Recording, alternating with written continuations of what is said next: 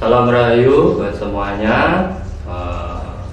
Ada yang menanyakan tentang konsep ramalan Satrio Piningit yang akan lahir di akhir zaman untuk membawa kemakmuran di Nusantara. Munculnya Satrio Piningit dan Ratu Adil. Itu dari ramalan yang diramalkan oleh raja besar, yaitu Raja Kediri yang Sri Aji Joyobudur. Sebenarnya kalau kita kembali dengan akal pikir yang jernih, di saat kita berharap kemunculan sosok Satrio Piningit dan Ratu Adil ini, yang banyak kalangan meyakini ini adalah seseorang, di situ sama saja kita itu memasrahkan atau menumpukan kemakmuran di Nusantara ini hanya kepada satu orang, dan sekian juta anak cucu Nusantara yang lainnya seakan sudah tidak ada gunanya. Ini sebenarnya kalau saya pikir sebuah kesalahan, karena kemakmuran dalam sebuah negeri itu sebenarnya tanggung jawab seluruh rakyat di negeri itu sendiri. Karena seorang pemimpin itu yang memilih adalah rakyatnya, sebagai Ratu Adil yang bisa mengerti dengan rakyatnya. Dan Satrio Piningitnya itu yang memilih Ratu Adilnya, karena sosok Satrio Piningit ini bisa menjadi Ratu Adil, salah satu dari sekian ribu atau sekian juta Satrio Piningit. Jadi kalau Satrio Piningit cuma satu orang, mustahil untuk memakmurkan kembali Nusantara. Mustahil. Berarti Satrio Piningit dan Ratu Adil ini adalah konsep di mana mewujudkan pemerintahan yang benar-benar bisa membawa ke kemakmuran Nusantara. Di saat yang berjuang dan yang memilih sosok ratunya mengetahui, menyadari bisa kembali ke pangkuan ibu pertiwinya, tentunya dia akan memilih seorang pemimpin yang tahu diri juga, yang tahu dengan masyarakatnya juga. Jadi kalau bagi saya, sosok Satrio Piningit ini adalah anak cucu Nusantara yang sudah mampu melepaskan diri dari belenggu yang selama ini membelenggu dirinya. Makanya dinamakan Piningit. Kalau belum bisa, namanya Satrio Terpinggit, Satrio yang terpenjara, tidak berani muncul mengutarakan sebuah kebenaran. Tapi di saat semua sudah berani menyampaikan kebenaran-kebenaran, disitulah munculnya sosok Satrio Piningit, anak cucu Nusantara, bukan hanya dari Jawa, tapi dari seluruh negeri ini. Dan yang mau kembali memperjuangkan negeri ini untuk mencapai sebuah kemakmuran, keadilan yang merata bagi seluruh masyarakatnya.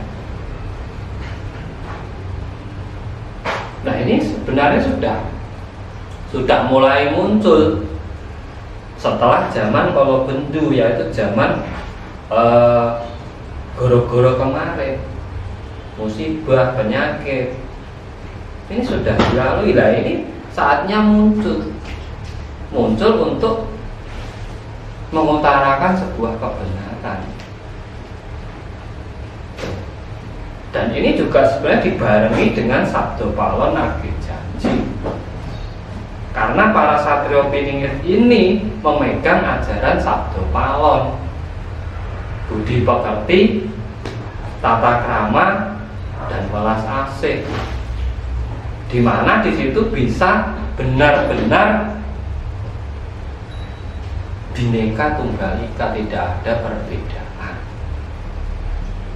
Karena apa? Ajarannya kasih sayang, tata krama, welas asih, saling menghargai, saling menyayangi satu dengan yang lainnya, dan tidak membedakan dari suku, ras, bahasa ataupun keyakinan apapun, karena satu kesatuan.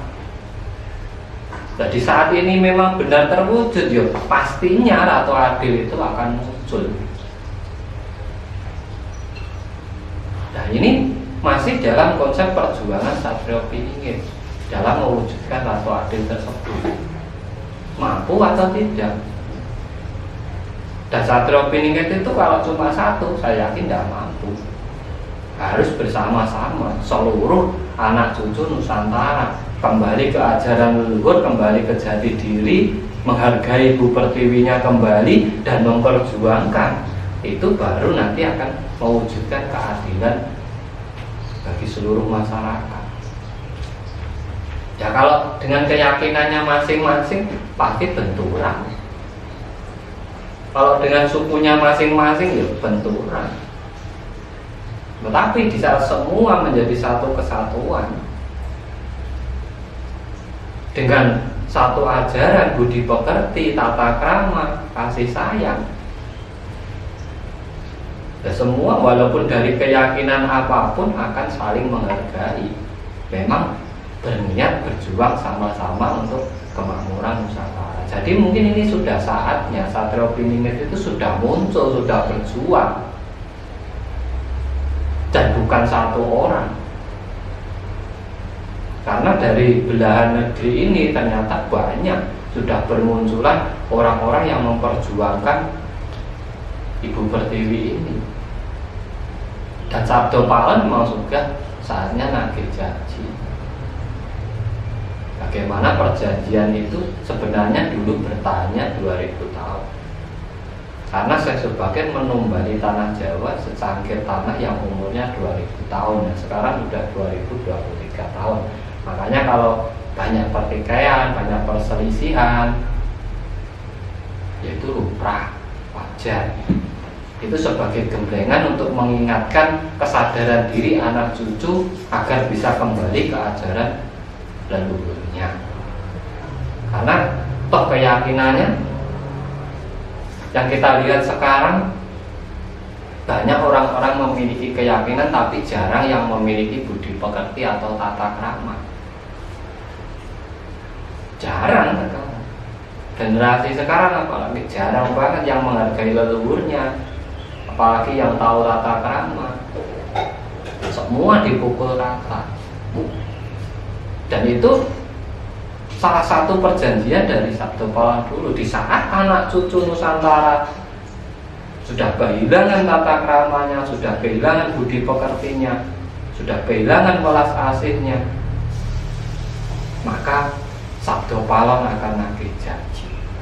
Berarti akan kembalinya ajaran leluhur di bumi Nusantara ini. Dari mana? Dari kesadaran anak cucu tentang leluhur-leluhurnya. Makanya kalau sekarang banyak spiritual yang menyukai ajaran leluhurnya, ya tidak usah heran. Itu memang saatnya. Memang saatnya.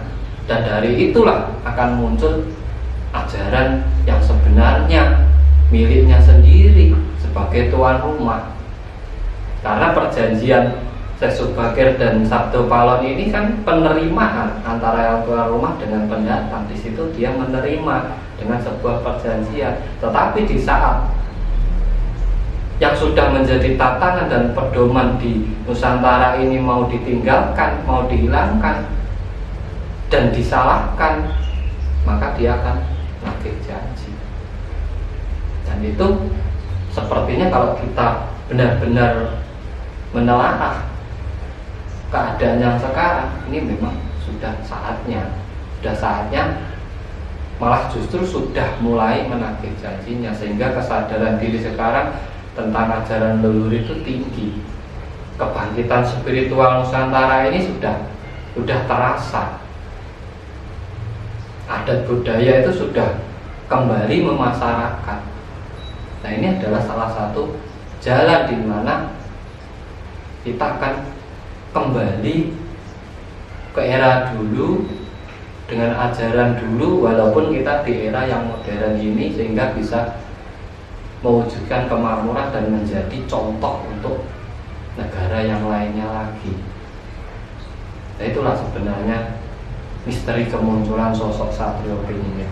Jadi kalau Satrio Piningit satu, itu ibarat kita itu hanya memasrahkan seluruh kemakmuran Nusantara ini hanya satu orang, dan yang lain itu hanya pemirsa. Nah, kita balik saja, semua bisa memperjuangkan kemakmuran Nusantara, tapi pemimpinnya nanti tetap satu. Ini bisa bermanfaat buat semuanya dari saya. Apabila penjabaran saya tidak sama dengan tafsir teman-teman yang lainnya, saya mohon maaf yang sebesar-besarnya. Dari saya terima kasih. Salam Rahayu, Rahayu, Rahayu. Salam.